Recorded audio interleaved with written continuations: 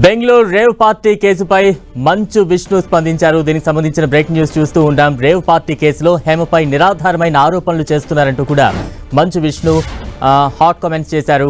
దీనికి సంబంధించిన big breaking news చూస్తూ ఉన్నాం. బెంగళూరు రేవ్ పార్టీ కేసుకు సంబంధించి మంచు విష్ణు స్పందించారు. రేవ్ పార్టీ కేసులో హేమపై నిరాధారమైన ఆరోపణలు చేస్తున్నారంటూ కూడా హేమపై అసత్య ప్రచారాలు ఆపండి అంటూ కూడా ఈ సందర్భంగా మంచు విష్ణు హితవు పలికారు. దీనికి సంబంధించిన బ్రేకింగ్ న్యూస్ మనం చూస్తూ ఉన్నాం. బెంగళూరు రేవ్ పార్టీ కేసుపై మా అధ్యక్షుడు మంచు విష్ణు స్పందించారు.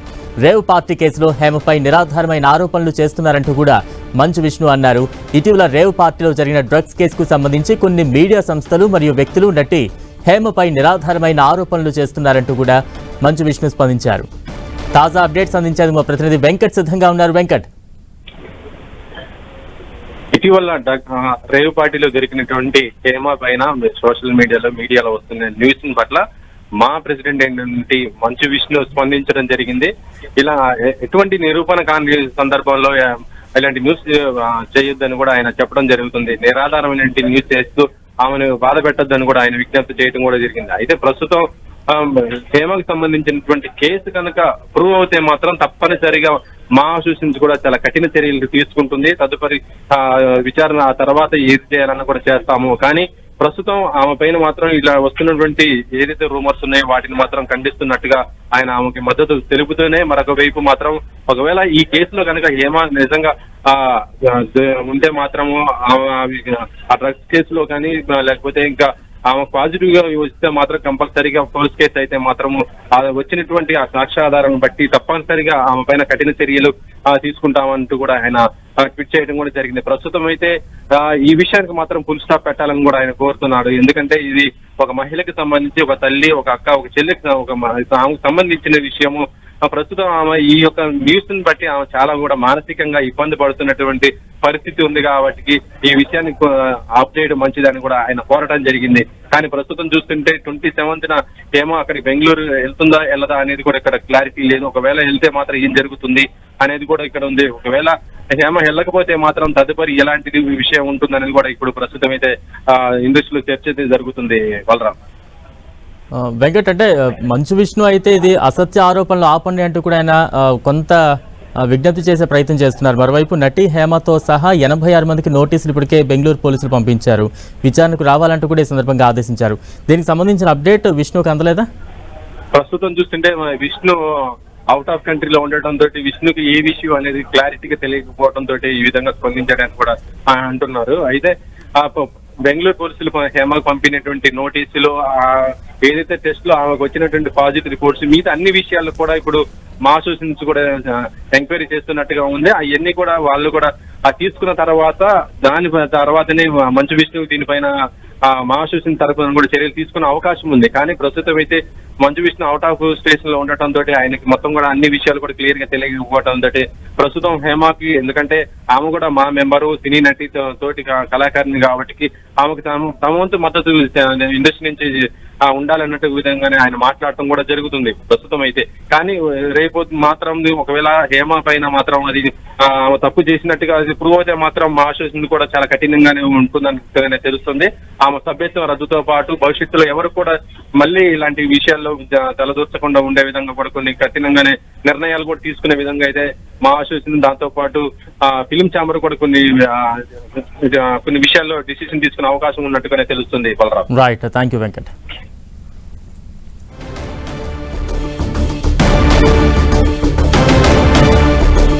బెంగళూరు రేవ్ పార్టీ కేసుకు సంబంధించి మంచు విష్ణు ఎట్టకేలకు స్పందించారు. దానికి సంబంధించిన బ్రేక్ న్యూస్ చూస్తున్నాం. రేవ్ పార్టీ కేసులో హేమ నిరాధారమైన ఆరోపణలు చేస్తున్నారు ఆమెపై అంటూ కూడా మంచు విష్ణు కొంత చెప్పే ప్రయత్నం చేశారు. బెంగళూరు రేవ్ పార్టీ కేసుపై మంచు విష్ణు స్పందించారు. రేవ్ పార్టీ కేసులో హేమపై నిరాధారమైన ఆరోపణలు చేస్తున్నారు. అసాంఘిక చర్యలకు పాల్పడితే ఖచ్చితంగా చర్యలు తీసుకుంటామంటూ కూడా మంచు విష్ణు చెప్పే ప్రయత్నం చేస్తున్నారు. దీనికి సంబంధించిన బ్రేక్ న్యూస్ చూస్తున్నా. ఎట్టకేలకు బెంగళూరు రేవ్ పార్టీ కేసుకు సంబంధించి మా అధ్యక్షుడు మంచు విష్ణు స్పందించారు. రేవ్ పార్టీ కేసులో హేమపై నిరాధారమైన ఆరోపణలు చేస్తున్నారు అంటూ కూడా ఆయన చెప్పే ప్రయత్నం చేశారు. హేమపై అసత్య ప్రచారాలు ఆపండి అంటూ కూడా హితవు పలికిన సందర్భాన్ని చూస్తూ ఉన్నాం. హేమపై నేరం ఇంకా రుజువు కాలేదు. ఒకవేళ రుజువైతే ఖచ్చితంగా కఠిన చర్యలుంటాయంటూ కూడా ఆయన చెప్పే ప్రయత్నం చేశారు. కేవలం ఆరోపణలతో హేమ ప్రతిష్టకు భంగం కలిగించద్దు అంటూ కూడా హితవు పలికారు.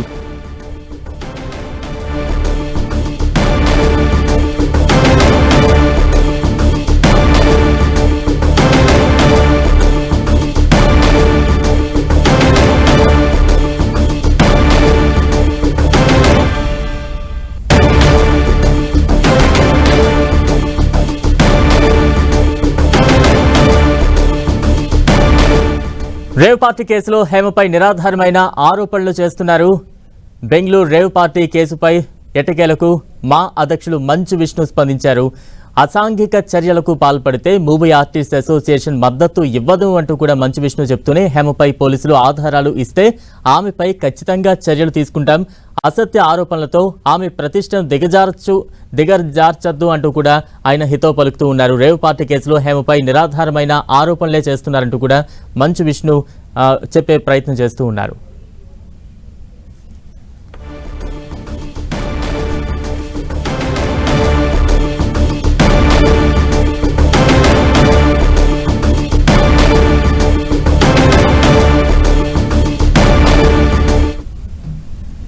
అయితే ఇదే అంశంపై మొన్న నిర్మాత నట్టి కుమార్ ఏమన్నారో ఓసారి చూద్దాం.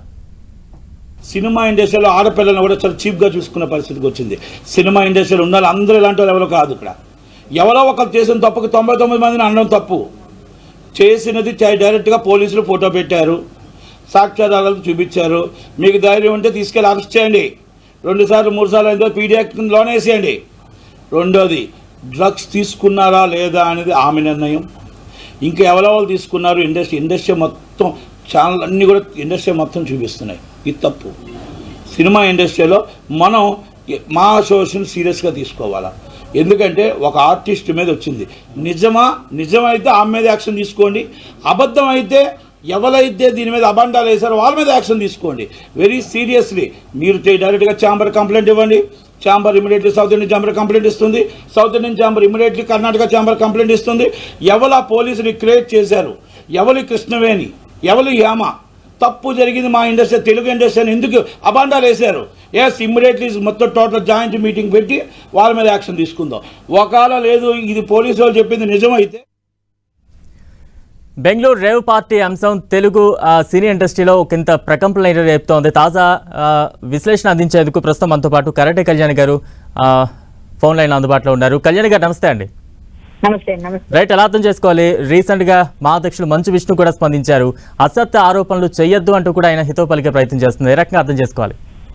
అంటే వారి ట్వీట్ లో అర్థం ఏంటంటే ఇవన్నీ నిరాధారం అయితే మాత్రం ముందు నుంచి నేను చెప్తాను అదే కదండి, ఆధారంగా ఆవిడ దొరికారు, క్లియర్ గా పోలీసుల దగ్గర రైట్ ఇన్ఫర్మేషన్ యాక్ట్ ప్రకారం తెప్పించుకొని అందులో కన్ఫర్మ్ గా ఆవిడ ఉన్నారు అన్నది నిర్ధారణ అయితే ఆవిడకి శిక్ష పడుతుంది.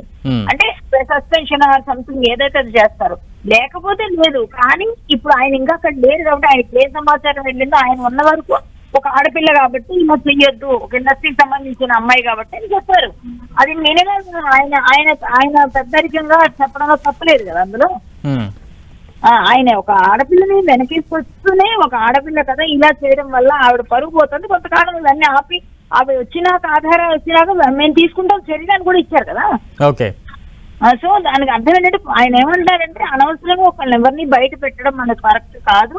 ఒకవేళ ఏదైనా మీరు అనవసరంగా లేనిపోయిన ఆధారాలలో ఆవిడ బాధపడుతుంది కాబట్టి ఒక ఫ్యామిలీ ఉంది కాబట్టి మీరు ఇక ముందు కూడా ఆధారాలు మాకు అందిన వెంటనే మేము ఇలాంటి వెంటనే బేర్ చేయము, మేము చర్యలు తీసుకుంటాం.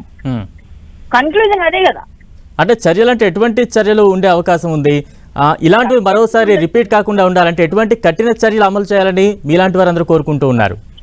అంటే నాకు తెలిసింది అంత నేను అనుకోవటం ఏంటంటే నాకు తెలిసి సస్పెన్షన్ వరకు తెలుసండి. మరీ పెద్దది అనుకోండి, చాలా పెద్దది, క్షమించరాని నేరం అయితే వారి తాలూకా మెంబర్షిప్ కూడా తీసేస్తారు జనరల్ గా. అంతకు మించి ఇంకేం లేదు.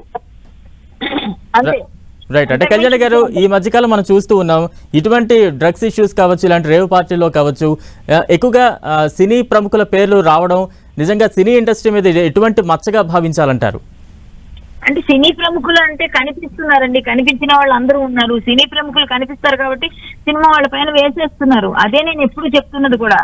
వాళ్ళు కనిపిస్తారు, వాళ్ళు దొరుకుతారు. డైరెక్ట్ గా ఎవరైనా వెళ్ళి మమ్మల్ని పిలుస్తారండి. వాళ్ళు ఏదైనా వాళ్ళ తాలూకు ఏదైనా ఓపెనింగ్స్ వాటికి అక్కడ ఏమైనా ఉన్నాయనుకోండి అసాంఘికమైనవి, అప్పుడు ఏమవుతుందండి, మేము అక్కడ ఉన్నాం కాబట్టి మా మీద పడుతుంది.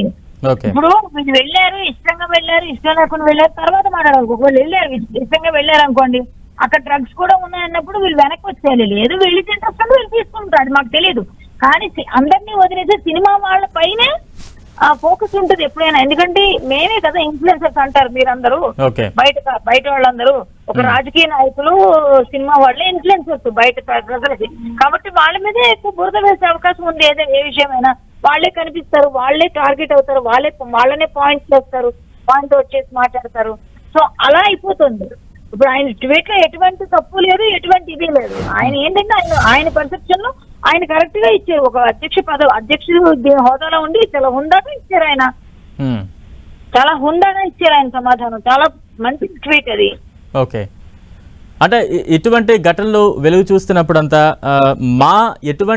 అంటే మీలో మీకు ఎటువంటి ఏమైనా చట్టాలు ఉన్నాయా ఇటువంటి కేసుల్లో, లేకపోతే ఇటువంటి అసాంఘిక కార్యక్రమాల్లో పాల్గొన్న నటుల మీద ఏమైనా చర్యలు తీసుకోవాలి అనే చట్టాలు ఏమైనా మాలో ఉన్నాయా? దానికి సంబంధించి ఏమైనా అప్డేట్స్ ఉన్నాయా మీ దగ్గర? నాకు తెలిసినంత వరకు అప్డేట్స్ అంటూ ఏమున్నా లేకుండా అండి, ఇలాంటివి నిరూపణ అయితే క్రిమినల్ అఫెన్సెస్ ఇలాంటివి ఏమైనా ఉన్నప్పుడు ఖచ్చితంగా వాళ్ళకి వేటు పడుతుంది.